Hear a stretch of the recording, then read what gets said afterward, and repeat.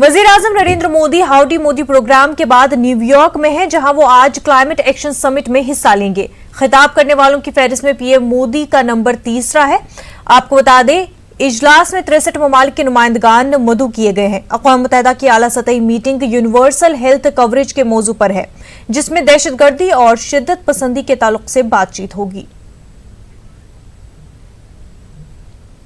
मरकजी वजीर मुख्तार अब्बास नकवी ने कहा कि इस्लाम दहशतगर्दी के खिलाफ है। उन्होंने कहा कि दहशतगर्दी इस्लाम का बड़ा दुश्मन है। उन्होंने ये बात डोनाल्ड ट्रंप के उस बयान पर कही जिसमें ट्रंप ने इस्लामी दहशतगर्दी के खिलाफ बात की थी। मुख्तार अब्बास नकवी से हमारे नुमाइंदे विनीत ने बात की। केंद्रीय मंत्री मुख्तार अब्बास नकवी, उनसे हम बात करते हैं। सर, जिस तरह से कल डोनाल्ड ट्रंप ने पीएम नरेंद्र मोदी के साथ स्टेज शेयर किया और वहां पे कहा कि इस्लामिक आतंकवाद के खिलाफ वो सब साथ हैं। देखिए, पहली बात यह कि कल प्रधानमंत्री नरेंद्र मोदी जी का जो उद्बोधन था वो अद्भुत था, अविस्मरणीय था। और एक विश्व के नेता ने पूरी दुनिया को शांति का संदेश दिया है, अमन का संदेश दिया है। और वो ताकतें जो ताकतें की शांति, अमन और पूरी दुनिया की तरक्की की दुश्मन हैं, उनको जो है उनसे मिल करके उनको परास्त करना, उनको शिकस्त देने का संदेश दिया है। जहाँ तक सवाल है आतंकवाद का, देखिए, इस्लाम और आतंकवाद एक दूसरे के बिल्कुल विपरीत है। और आतंकवाद इंसानियत का जितना बड़ा दुश्मन है, उससे ज़्यादा बड़ा दुश्मन इस्लाम का है। कुछ लोग इस्लाम को सुरक्षा कवच बना करके और आतंकवाद की शैतानी हरकतें कर रहे हैं। वो न केवल इंसानियत के दुश्मन है बल्कि इस्लाम के नंबर 1 दुश्मन है। हाँ सर, इसके साथ ही साथ बात करें सर, पीएम नरेंद्र मोदी ने जिस तरह से 370 के बारे में बात की, डोनाल्ड ट्रंप ने भी समर्थन किया कि 370 कश्मीर से जो हटा है वो फ़ायदा रहेगा देश के लिए, शांति के लिए। देखिए, आज पूरी दुनिया इस बात को समझ चुकी है कि कश्मीर में, जम्मू में, लेह में, करगिल में 370 के नाम पर क्या हो रहा था। 370 को सुरक्षा कवच बना करके अलगाववादी, आतंकवादी जम्मू कश्मीर, लेह, करगिल के लोगों के विकास का, अमन का अपहरण कर रहे थे। निश्चित तौर से 370 का खात्मा जम्मू कश्मीर, लेह, करगिल के लोगों के हितों के लिए, पक्ष हो या कुछ और कांग्रेस के मित्र हों, उनके पास न तो अब पहले तो उनके पास तर्क ही नहीं रहता था, अब कोई तर्क भी नहीं रह गया है। ठीक है, बहुत धन्यवाद। कैमसन गौरव सक्सेना के साथ Vineet Kumar, news 18 Delhi.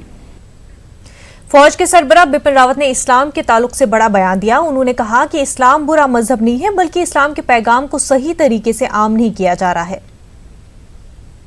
The interpretation of Islam by some elements who possibly want to create disruption is what is being fed to a large number of people. It is not that the religion is bad, but the manner in which it is being interpreted for whatever reason is what is affecting the people who listen to such messages, people who sometimes get carried away and swayed by such messages. I think it is important that we have preachers who convey the correct meaning of Islam in whatever form it was written by those who wanted Islam to be preached in proper manner. वजीर दाखिला अमित शाह ने मुल्क में एक शिनाख्ती card की बात कही है। अमित शाह के मुताबिक ये शिनाख्ती कार्ड पासपोर्ट, आधार और ड्राइविंग लाइसेंस के काम आएगा। उन्होंने कहा कि 2021 वाली मरदमशुमारी मोबाइल ऐप के जरिए की जाएगी। वहीं अमित शाह ने कहा कि एक ऐसा निज़ाम भी होना चाहिए जिससे अगर किसी शख्स की मौत हो जाती है तो खुद ब खुद उसकी जानकारी डेटा में अपडेट हो जाए।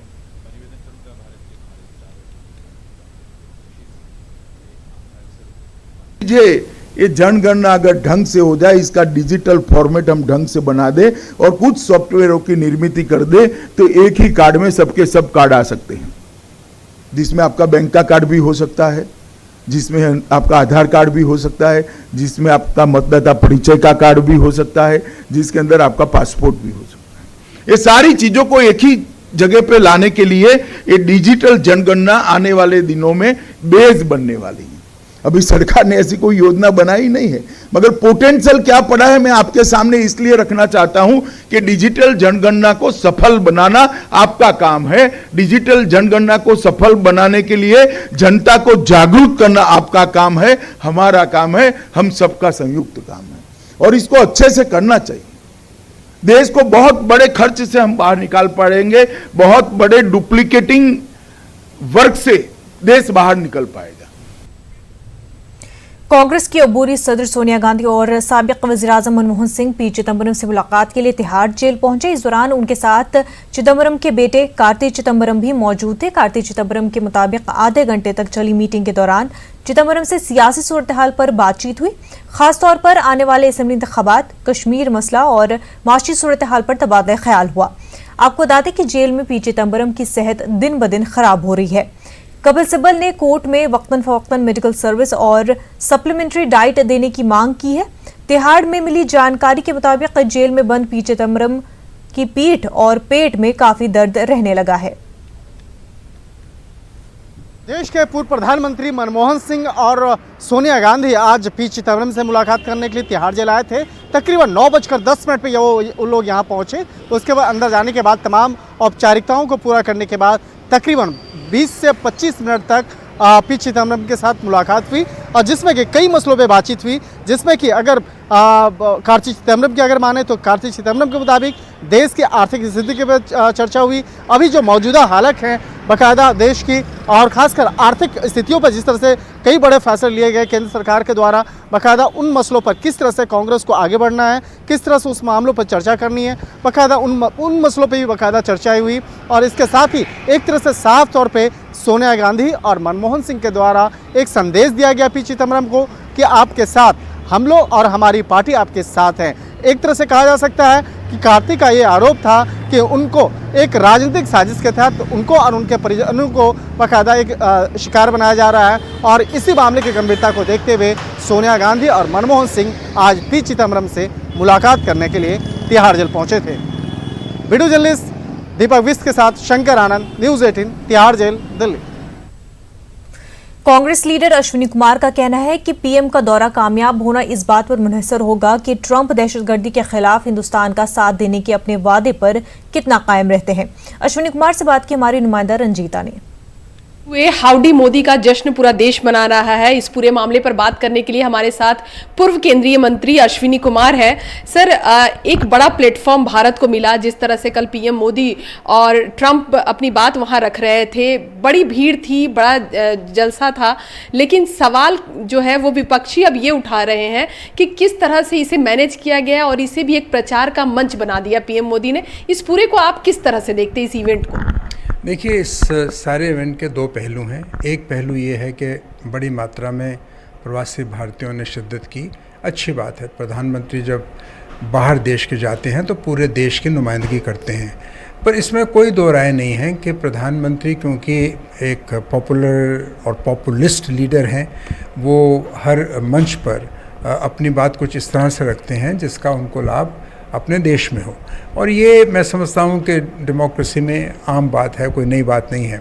मगर इस विज़िट का देश को क्या लाभ है, ये मुनस्सर करेगा इस बात पर कि ट्रंप ने जो मोदी जी के साथ खड़े होकर सारी दुनिया को बताया है कि वो इस्लामिक टेररिज्म के ख़िलाफ़ भारत के साथ खड़े हैं, क्या उस बात पर वो पूरी तरह पूरे उतरते हैं कि नहीं। मैं उम्मीद करता हूँ कि अमेरिका के राष्ट्रपति जो पाकिस्तान स्पॉन्सर टेररिज्म है उसके साथ जो भारत लड़ाई कर रहा है, जो सारा देश लड़ाई कर रहा है, उसमें भारत के साथ वो खड़े होंगे। ये भी कहा जा रहा है कि एक राजनीतिक मंच की तरह इस्तेमाल किया पीएम मोदी ने इस पूरे इवेंट को। जिस तरह से उन्होंने ये बात कही कि अगली बार ट्रंप सरकार इस तरह की कभी भी विदेश नीति भारत की नहीं रही है, इसको आप किस तरह देखते हैं? देखिए, कोई भी देश का प्रधानमंत्री या मंत्री जब विदेश जाते हैं तो विदेशी मुल्क की राजनीति में वो किसी तरह का हस्तक्षेप नहीं करते। अब किस वजह से प्रधानमंत्री ने यह बात कही या किस लहजे में कही या किस कॉन्टेक्स्ट में कही, उसकी मुझे पूरी जानकारी नहीं है। मगर अमेरिका का राष्ट्रपति अगला कौन हो तो वहाँ के लोग ही तय करेंगे, वो प्रधानमंत्री हिंदुस्तान के तय नहीं कर सकते। अंतिम सवाल सर, जो जलसा वहां लगा था, कहा जा रहा है कि उसका राजनीतिक लाभ उनको यहाँ देश में भी मिलेगा। 2 राज्यों में विधानसभा चुनाव का ऐलान हो चुका है, कई उपचुनाव है, क्या उसको भी टारगेट करने की कोशिश थी पीएम मोदी की? ये अब प्रधानमंत्री जी जिस भी स्टेज पर जाते हैं वहाँ एक एलिमेंट ऑफ पॉलिटिक्स तो होता ही है। कोई भी प्रधानमंत्री जिस स्टेज पर कोई भी बात करते हैं, अगर उसका देश की जनता पे कोई मैसेज जाता है, अच्छा हो या बुरा हो, उसमें पॉलिटिकल एलिमेंट तो होता ही है। इस बात से इनकार करना तो ज़रूरी नहीं मैं समझता हूँ। चलिए, धन्यवाद। तो साफ तौर पर अश्विनी कुमार जी का कहना कि एक बड़ा कार्यक्रम था, बड़ा इवेंट था, लेकिन सबसे बड़ा सवाल ये कि जिस तरह से ट्रंप और पीएम मोदी एक सुर में एक बात कह रहे थे आतंकवाद को खत्म करने की, उसमें कितना वो जो देश है वो अमेरिका कितना सहयोग करता है भारत को, ये देखने वाली बात होगी। कैमरा पर्सन अंकित के साथ रंजीता झा, न्यूज़ 18 नेटवर्क। गाजियाबाद में प्रधानमंत्री आवास योजना में बदनवानी का मामला सामने आया है। जांच के बाद गाजियाबाद के डीएम अजय शंकर पांडे ने 17 लोगों पर एफआईआर दर्ज कराई है, जिनमें 5 लोग सर्वेयर कंपनी के मुलाजमीन हैं। साथ ही कंपनी पर गाजियाबाद के डीएम अजय शंकर पांडे ने 5 लाख का जुर्माना आयद किया है। आवास योजना के तहत आप घर बना रहे हैं, कितनी आपकी किस्त आ चुकी है अब तक? भैया एक आई है। अब 17 मुकदमे दर्ज होने वाले हैं। जिलाधिकारी की तरफ से आदेश आया है कि ये अवैध हैं। अभी तक आपको कुछ पता चला इस बारे में? नहीं भैया, हमें कुछ नहीं पता चला। अधिकारियों की जब घर बन रहा था, अधिकारी वगैरह आते थे जांच पड़ताल करने? हाँ भैया, हाँ आते थे। सारे आप पेपर वगैरह दिखाए थे आपने? सब चीज़ दिखाई थी। अभी मुकदमा दर्ज हो रहा है, क्या कहना है आपका? भैया गरीब आदमी क्या करेगा? अब देखो, गरीब आदमी को तो यही है कि जैसे भी ये पता पड़ जाए कि क्या बात है क्या नहीं है, इसमें हमारे पास देने को तो है नहीं। एक तो कुछ अपात्र लोगों को पात्र बना करके उनको अनुदान की धनराशि उपलब्ध करा दी गई थी, और दूसरा इसमें यह है कि जो सरकारी संपत्ति थी उसको प्राइवेट दिखा करके उनको उस जमीन के आधार पर अनुदान स्वीकृत करा दिया गया था। इसमें कुछ प्राइवेट लोग जो थे, जो प्राइवेट कंपनी इस कार्य के लिए लगी हुई है, उनके सर्वेयर दोषी पाए गए हैं। उनके खिलाफ एफआईआर दर्ज करने के निर्देश दिए गए हैं, और उनसे जो अनुदान की धनराशि उन्होंने प्राप्त कर ली है उसकी वसूली के आदेश दिए गए हैं। इसके अलावा जो कंपनी इस कार्य के लिए यहाँ इंगेज्ड है उसके ऊपर 5 लाख रुपए जुर्माना लगाने की संस्तुति यहाँ से शासन को प्रेषित की गई है। उत्तर प्रदेश में गन्ने की कीमत को लेकर किसान लगातार जद्दोजहद कर रहे हैं। इसे लेकर गाजियाबाद के मोदी शुगर मिल पर बड़ी कार्रवाई की गई है। मोदी शुगर मिल पर करीब 198 करोड़ रुपए का बकाया है। गाजियाबाद के डीएम के हुक्म पर शुगर मिल के एमडी और दीगर पर मुकदमा दर्ज कराया गया है।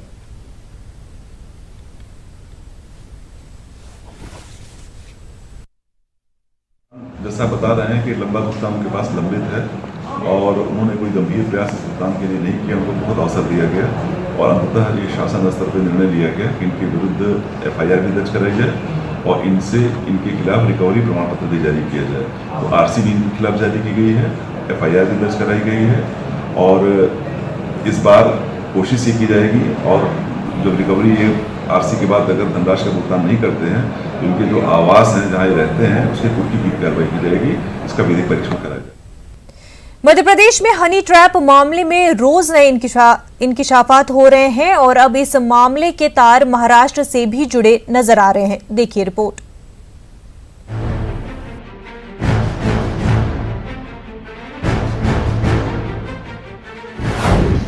हनी ट्रैप के तार जुड़े महाराष्ट्र से।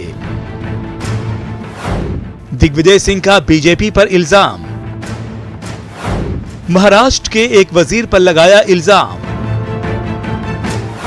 हनी ट्रैप में शामिल होने की कही बात।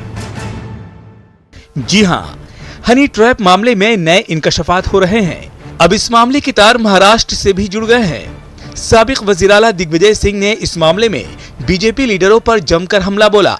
उन्होंने इशारों में हनी ट्रैप मामले में महाराष्ट्र के एक वजीर के शामिल होने का इल्जाम लगाया। एक मकामी लीडर के भी शामिल होने की बात कही है। क्या भारतीय युवा मोर्चा की महामंत्री रही कि नहीं रही? हाँ या ना? रही कि नहीं रही? मैं आपसे पूछ रहा हूँ, हाँ या ना? जी नहीं, हाँ या ना? बिल्कुल सही है। रही? ठीक है। उस समय अध्यक्ष कौन था भारतीय युवा मोर्चे का? कौन था? जीतू जराती। था कि नहीं था? था कि नहीं था? महाराष्ट्र का भारतीय युवा मोर्चे का अध्यक्ष कौन था? निलंगेकर। पता लगाओ था कि नहीं था। आज फडणवीस जी की सरकार में वो मंत्री हैं कि नहीं है, पता लगाओ। कल जब वीडियो वायरल एक हुआ तो महाराष्ट्र में वो किनके साथ रही, पता लगाओ।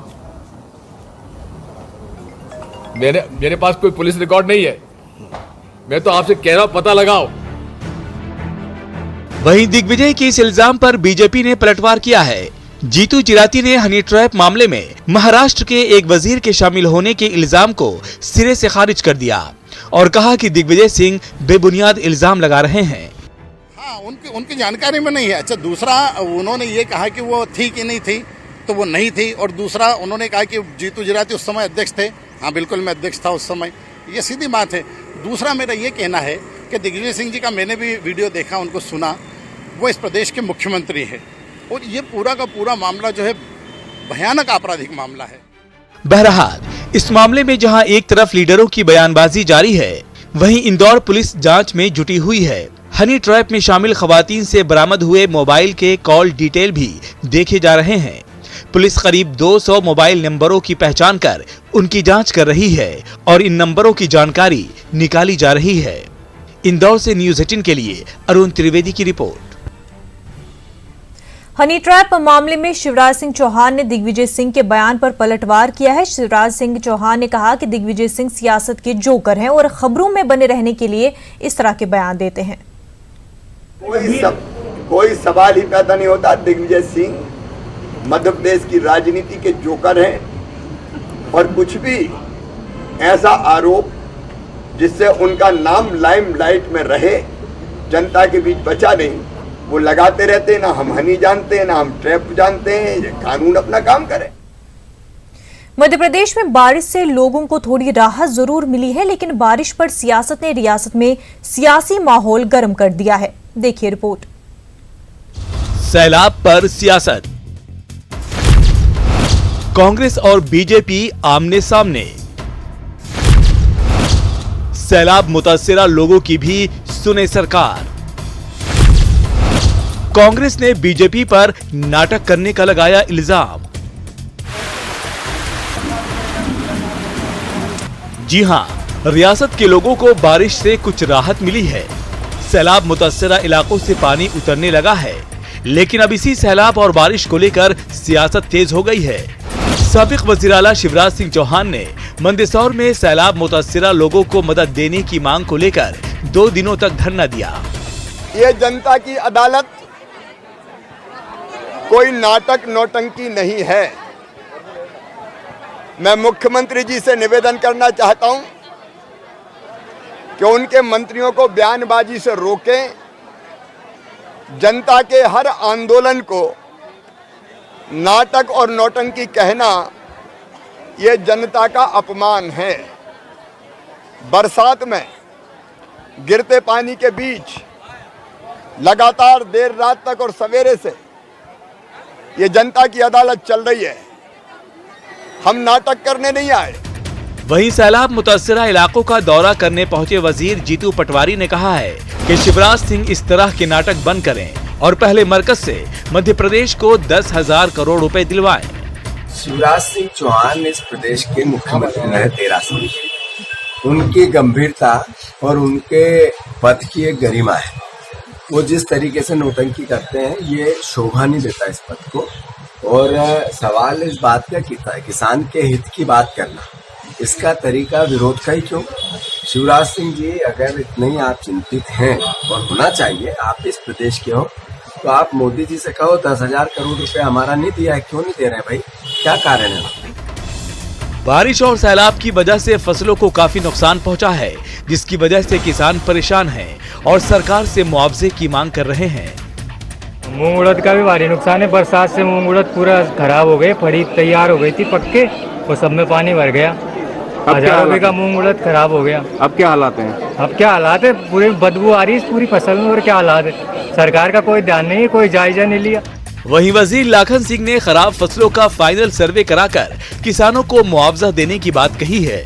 मैं अभी कलेक्टर साहब को ही बोला और माननीय मुख्यमंत्री जी के स्पष्ट निर्देश हैं कि सर्वे में कहीं भी किसी तरह की कोई अनियमितता न हो। जो एक्चुअल में जिन किसानों के यहाँ जो नुकसान हुआ है, जो क्षति हुई है, उसका पूरी तरह पटवारी और सबको निर्देशित किया गया है। ये पूरी ईमानदारी से सर्वे करें और हमारी सरकार किसानों के साथ ऐसी दुख की घड़ी में पूरी तरह। जिन किसानों और गांव वालों को बारिश और सैलाब से नुकसान हुआ है, उन्हें जल्द मुआवजा मिलना चाहिए ताकि लोगों की परेशानी कुछ कम हो सके। Bureau report, news 18 Urdu. वज़ीर आला कमलनाथ ने नीमच में सैलाब मुतासरा इलाकों का दौरा किया। इस मौके पर वज़ीर आला कमलनाथ ने कहा कि सैलाब मुतासरा लोगों को मदद पहुंचाई जाएगी। बारिश और सैलाब की वजह से किसानों को काफ़ी नुकसान हो रहा है और किसान सरकार से मुआवजे की उम्मीद लगाए बैठे हैं। मैंने सबको चर्चा करी भैया मोबाइल और हम सबको राहत पहुँचाएंगे, उनका जो कर्ज और कर्ज हो जाए आप नीचे करूँ इसका हम निराकरण करेंगे। मैं यहाँ गाने बजाने भजन कीर्तन कर गया है, मैं राहत पहुँचाना है। मध्य प्रदेश के मरीना में गणेश स्कूल की बस और मुसाफिर बस में टक्कर हो गई। इस हादसे में 20 स्कूली तलबा जख्मी हो गए हैं। तमाम जख्मी तलबा को जिला अस्पताल में दाखिल कराया गया है, लेकिन अस्पताल में भी बद इंतजामी देखने को मिली। बस मरीना से सलबगढ़ जा रही थी। पुलिस मामले की जांच कर रही है। मध्य प्रदेश के शिवपुरी में तालिबात के अगवा के शक में गांव वालों ने 2 लोगों की जमकर पिटाई कर दी। मामला शिवपुरी जिला के कोलारास का है। बताया जा रहा है कि तालिबात स्कूल जा रही थी, इस दौरान अगवा करने की कोशिश की गई। तालिबात के चिल्लाने के बाद मौके पर पहुंचे गांव वालों ने 2 लोगों को पकड़ लिया और उनकी पिटाई कर दी। पुलिस मामले की जांच कर रही है। दंतेवाड़ा में नक्सलियों की नापाक साजिश को फौजी जवानों ने नाकाम बना दिया है। नक्सलियों ने इंतखाब में खलल पैदा करने के लिए परचेली बूथ के पास आईईडी लगाई थी। बूथ से 200 मीटर की दूरी पर आईईडी लगाई गई थी। वहां से करीब 100 मीटर वायर बरामद हुई है। और जहां से खबरें आ रही थी कि वहां पर आईडी लगी हुई है। जी हाँ, ये देख सकते हैं मेरे ठीक पीछे यहाँ पर आईडी लगी हुई है। जवानों को नुकसान पहुंचाने के उद्देश्य से माओवादी ने जो है आईडी लगा रखी है। मौके पर बीडीएस की टीम यहाँ पर मौजूद है और कटक कल्याण थाना प्रभारी है वो भी मौके पर मौजूद है। लगातार यहाँ पर बम को निकालने की कोशिश की जा रही है और यहाँ पर जैसा देख सकते हैं कि आवागमन पूरी तरीके से बाधित है यहाँ पर और अधिकारी भी मौके पर मौजूद है। और जवान जो चुनाव हो रहा है, चुनाव को नुकसान पहुंचाने के उद्देश्य से नक्सली लगातार जो है प्रयास कर रहे हैं, लेकिन जवान जो है उन प्रयासों को जो लगातार जवान मुंह तोड़ जवाब भी दे रहे हैं और उन प्रयासों को विफल भी कर रहे हैं। मौके से सतीश चांडक, न्यूज़ 18 कटे कल्याण। दंतेवाड़ा में ज़िमनी इंतखाबात के लिए वोटिंग हुई। वोटिंग के लिए 18,08,263 वोटरों ने हक़ राय दही का इस्तेमाल किया। वोटिंग के लिए 273 पोलिंग बूथ बनाए गए थे। वोटिंग का अमल 3 बजे तक चला। ज़िमनी इंतखाबात में 9 उम्मीदवार चुनावी मैदान में हैं। चुनाव को लेकर सिक्योरिटी के पुख्ता इंतजाम किए गए थे। कांग्रेस उम्मीदवार देवती कर्मा ने हक़ राय दही का इस्तेमाल किया। चुनावी मुकाबला सहरुकनी माना जा रहा है। देवती कर्मा से बात की हमारे नुमाइंदे मुकेश चंद्राकर ने। कांग्रेस की जो प्रत्याशी रही हैं देवती कर्मा, उन्होंने अपने मत का प्रयोग किया है, इन्होंने अपना वोट डाल लिया है। देवती कर्मा जी, क्यों लगता है आपको कि जनता आपको चुने? जनता क्यों चुनी है? आज 15 साल से बहुत भुगती है जनता, तो ये भुगत गई। उनके पास आज की कोई जरिया नहीं है जनता के पास। आज जीने के लिए इतनी मुश्किल से जी रहे हैं। बुलेटिन में फिलहाल इतना ही। आदाब।